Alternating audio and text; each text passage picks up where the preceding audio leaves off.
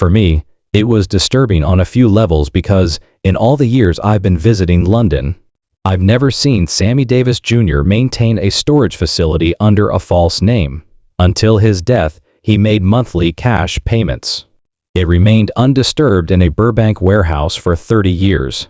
Investigators discovered more than mementos when they eventually opened it. The identity of his real mother was revealed in letters, recordings of talks that could ruin careers, and evidence of the actual events with Kim Novak in 1958. He kept a record of everything. The truth has finally come to light after 30 years of silence.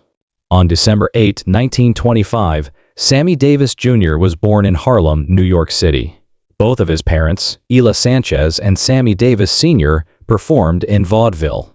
In other words, Sammy was born with a predisposition to show business. However, there was a secret to his tale. Ela, his mother, was Cuban. Due to anti-Cuban sentiment in America at the time, the family kept that information private. Back then, disclosing such origins may have a negative impact on record sales and public acceptance. Racism and the need to conceal aspects of Sammy's identity influenced his life even as a newborn. His first stage was Harlem, which was teeming with the vitality of the Harlem Renaissance and served as the backdrop for the remainder of his life. Sammy began performing with the Will Maston Trio, which was fronted by his father and a family friend. Will Maston, when he was 2 years old, toys were used by the majority of toddlers. Across the nation, Sammy performed and danced in theaters. He used the spotlight as a playground, but at a price. He had an unusual upbringing. Instead, while other children attended school, he developed his trade and learned how to captivate audiences. It was tiring to tour all the time. However, it strengthened him. Additionally, it exposed him to the nasty side of racism in the United States. He felt the pain of being treated differently after seeing the signs that read "whites only." He had a burning desire to break down barriers from an early age. Sammy's life changed at the age of 3. His parents divorced. After his father took him into custody, he became even more involved in show business. Will Maston developed into more than just a guide. He took on the role of a godfather, protecting Sammy to the best of his ability. However, no one could provide more protection than that. Sammy witnessed the prejudice experienced by black performers. However, he also learned how to respond with skill, poise, and unwavering diligence. He was not your typical child, even as a toddler. He was a seasoned practitioner by now, touring from city to city and inspiring audiences. Sammy first appeared on the big screen in Rufus Jones for President when he was 7 years old. He co-starred with Ethel Waters in a movie that ventured to show a black boy in the White House. Despite its humor, the film has a serious message. The screen was illuminated by Sammy's charisma during a period when black faces were uncommon in Hollywood. His dancing and singing won many over. What was to happen was hinted at in the movie. Sammy was more than just an entertainer, he was powerful.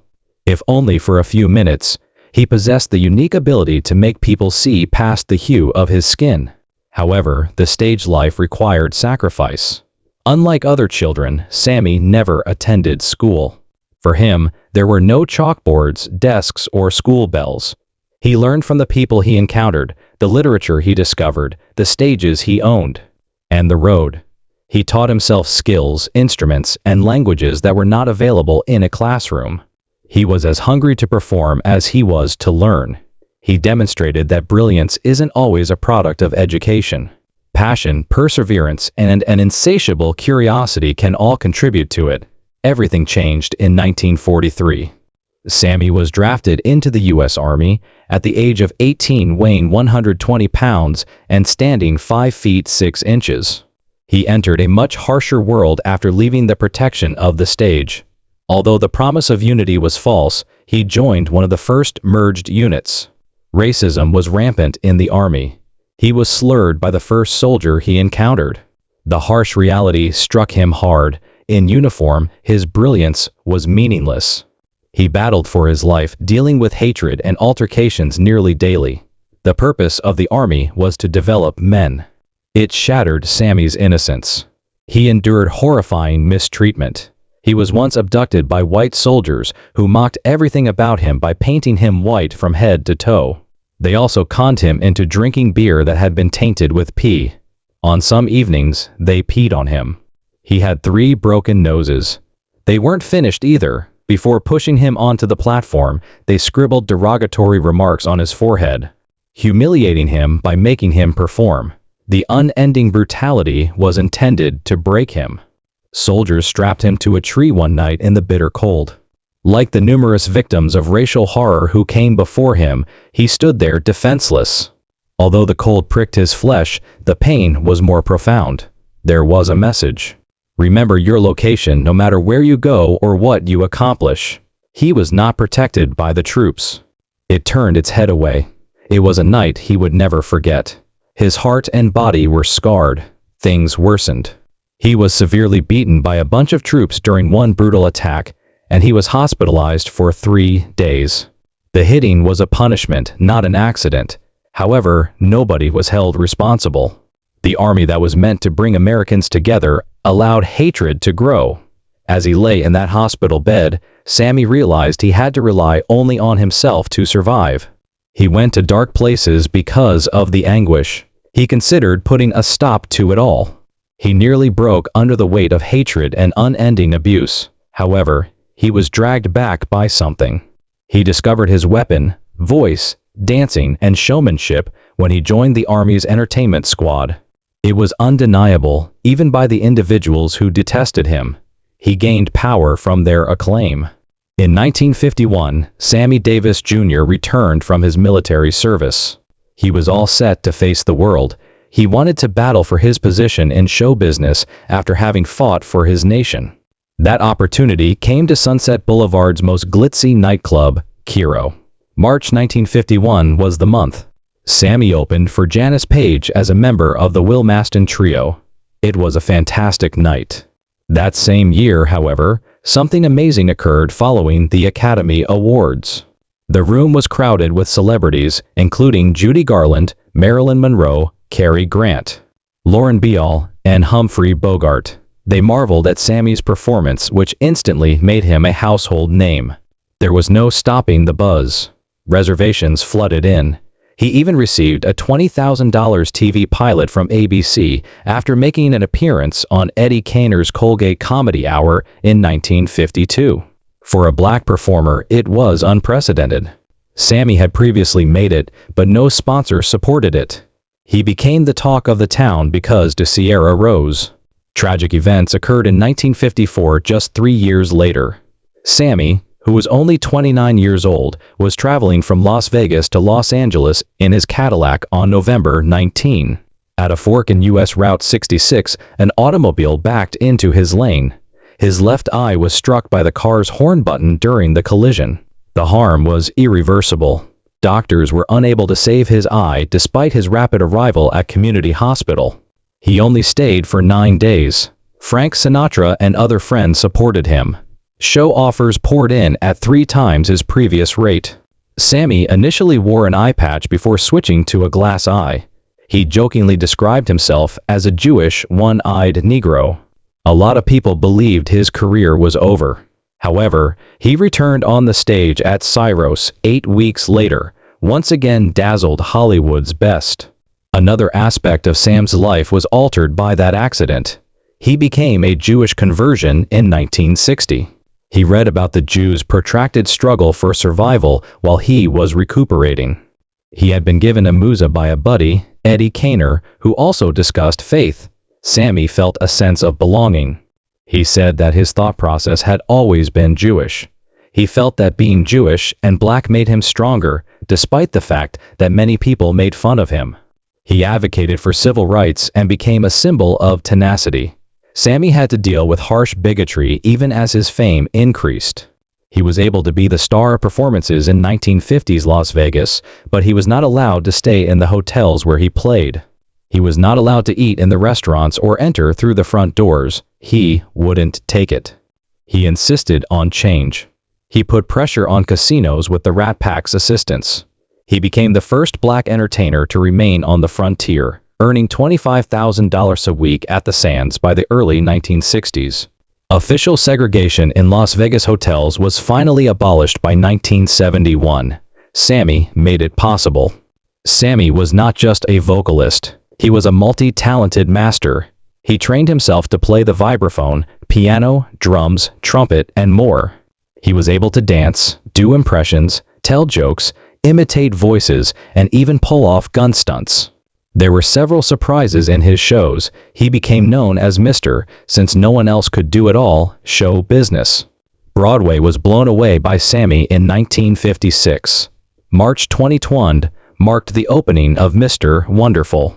Almost unheard of for a black celebrity at the time, the show was written just for him.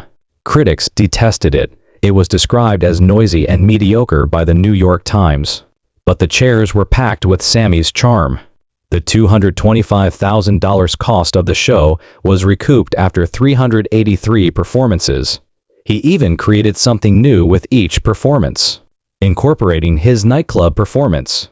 He was joined on stage by his father and uncle. Among the cast was Rivera, a young cheetah. Offstage, Sammy had high-profile romances and threw wild parties. He created history on Broadway. With Golden Boy, Sammy created history once more in 1964. On October 20th, it opened. His role was that of a black boxer who fell in love with a white woman. Outrage erupted when he kissed her on stage. Death and bomb threats ensued, but Sammy refused to back down. He was nominated for a Tony for his performance. He also marched in Selma alongside Martin Luther King Jr. during this period. Sammy put everything on the line for his convictions. His program made viewers confront harsh realities.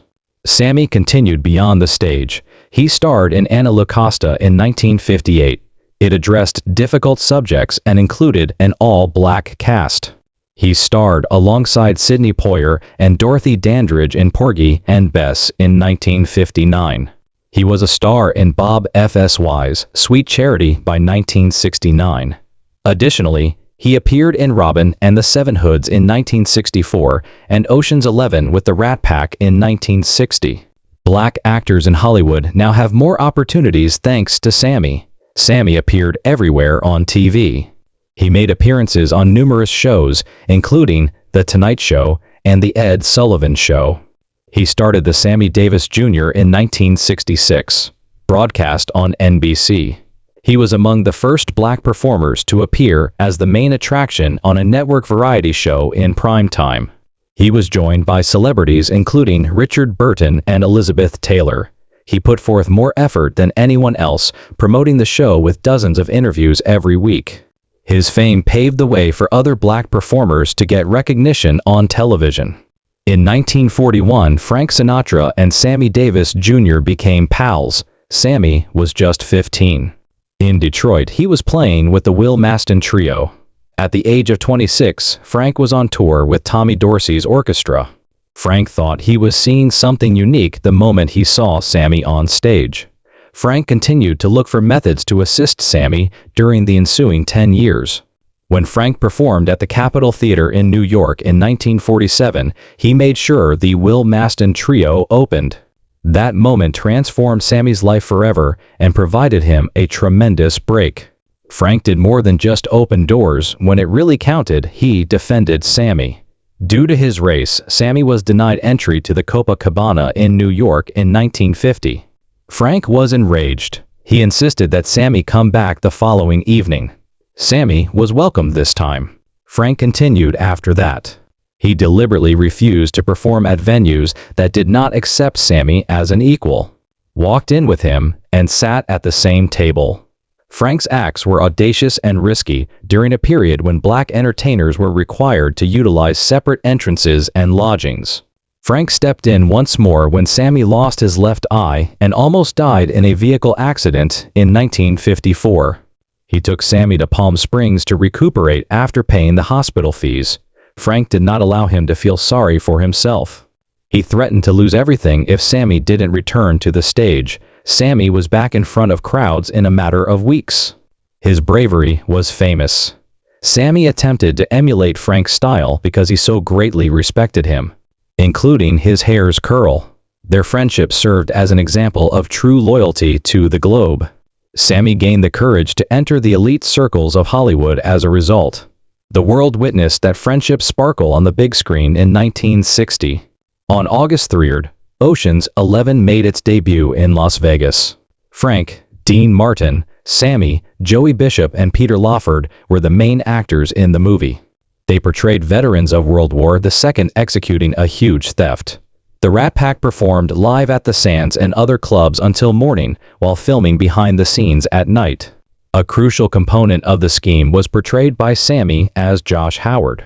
At the box office, the movie brought in $5.5 million, or almost $55 million today. An iconic image was created by that last shot of the Rat Pack passing a casino sign with their names. Sammy was no longer a sidekick. Among the stars was him. Sammy was making up to $25,000 a week in Las Vegas by the late 1950s.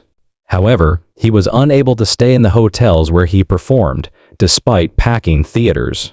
He had to remain kilometers away on the west side due to segregation. Sammy held on to it. At the Frontier, he was the first black entertainer to receive free accommodation and board. In Las Vegas, that aided in removing the color barrier. He persisted, purchasing a share in the Tropicana and endorsing civil rights demonstrations. Sammy played a part in Nevada's 1971 legislation that outlawed discrimination in hotels. When he passed away in 1990, Las Vegas temporarily turned down its lights. He was now treated like a king in the city that had once spurned him. After Ocean's 11, Sammy made a lasting impression on movies as well. In 1962, he performed with the Rat Pack in Sergeants 3.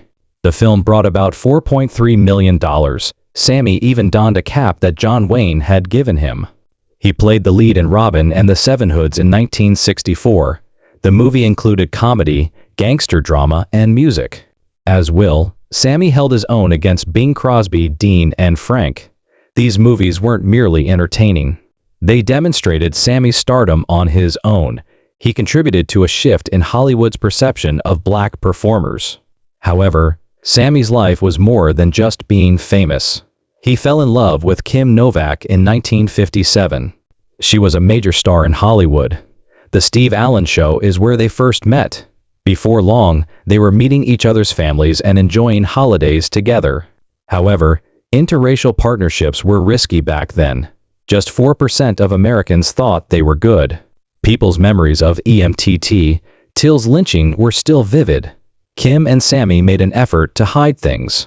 Sammy hid in automobiles behind blankets. They got together at a Malibu beach house. However, a gossip section incorrectly stated that they were engaged in January 1958. Like wildfire, the news spread. Studios went into a panic. The mob became involved. Mobsters connected to Columbia Pictures abducted Sammy. They threatened to take away his remaining sight if he didn't break up with Kim. Worse, Sam Giannana, the mob boss, admitted that he was unable to keep Sammy safe in Hollywood. Sammy felt frightened. He and Kim split up on January 7, 1958. He had no desire to. There was nothing he could do. A few days later, on January 10th, he wed the black vocalist, Lori White. To appease the crowd and the media, it was a farce. He gave her as much as $25,000. He attempted to strangle her that night because he was so upset. His aide later discovered him with a gun by himself. In April, the marriage came to an end. Sammy had lost nearly everything as a result of his romance with Kim. It demonstrated how risky it was to question racial norms in 1950s America. Sammy Davis Jr. 1960 marriage to Mae Britt was more than a simple partnership. It was an outright challenge to one of the most repulsive taboos in America. 31 states at the time prohibited interracial marriage. According to a 1958 Gallup poll, only 4% of Americans were in favor of black-white unions. Following violent warnings and bomb threats against the synagogue, the couple's wedding plans at Temple Israel of Hollywood were derailed. They were forced to relocate the event to Davis's house in the Hollywood Hills. As witnesses, Peter Lawford and Frank Sinatra stood next to them. Prior to the wedding, Sammy and Mae had both become Jews. They rose to prominence as one of the few black Jewish interracial couples. Their bravery came at a high cost. There were swastikas on their land. Britt's 20th Century Fox contract was terminated. Because of his choice of partner, Davis was not invited to President Kennedy's 1961 inauguration. There were challenges associated with raising a family. In 1961, Tracy, their daughter, was born. They then adopted Mark and Jeff, 2 kids. The hatred persisted. On their autos they scribbled racial epithets. Swastikas were used to deface their house. By surrounding their children with companions who valued talent over race, Sammy and May attempted to shield them from the harsh realities of the outer world. Later, Tracy claimed that she was astonished by the racism she encountered outside of their circle. Even if she occasionally felt secure, Britt had ended his career. According to the studios, no one was interested in seeing a white actress wed to a black man. Sammy continued to be involved in his children's life even after their divorce. He sponsored his son's bar mitzvah and assisted with their Jewish education. Britt filed for divorce in 1968, 8 years into their marriage. She mentioned emotional anguish and severe brutality. Although their issues went deeper, Sammy's affair with singer Lola Fana was the tipping point. There wasn't much time for family because of his constant touring and the pressure of public hatred. Sammy's entire world collapsed following the divorce. He became addicted to booze and drugs. Amyl nitrite and cocaine became his getaway. Celebrities frequented his raucous party house in Beverly Hills to do drugs and drink. He shone on stage. Police discovered that one of Alavisi's employees had assisted in hiding the items. He claimed that he was attempting to preserve what was left because the IRS was pursuing everything. They paid with cash using a stolen ID. Nobody would have known if they had continued to pay. However, the IRS discovered it. In an attempt to recoup more of the debt, they confiscated the goods. Alvis claimed not to be aware of it. This secret storage was just one more depressing chapter in a history of brilliance, success, and failure.